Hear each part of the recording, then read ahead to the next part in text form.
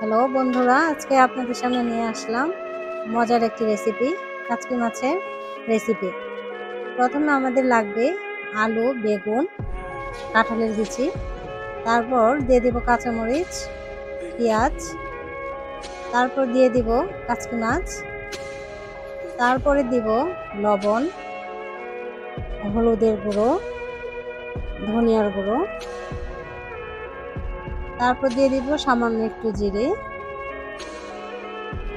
তারপর দিব একটু তেল দিয়ে আমি ভালো করে এটি মাখিয়ে মেরিনেশনের জন্য রেখে দেব। তারপর কড়াই বসিয়ে একটু গরম হলে অল্প একটু তেল দিয়ে দিব।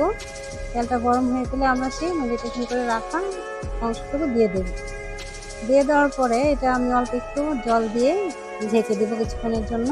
যখন জলটা শুকিয়ে আসবে তখন আমরা এটি ভালো করে নেড়েচেড়ে নামিয়ে দেব। যদি আমার রেসিপিটি ভালো লেগে থাকে সবাই পাশে থাকবেন, ফলো করবেন।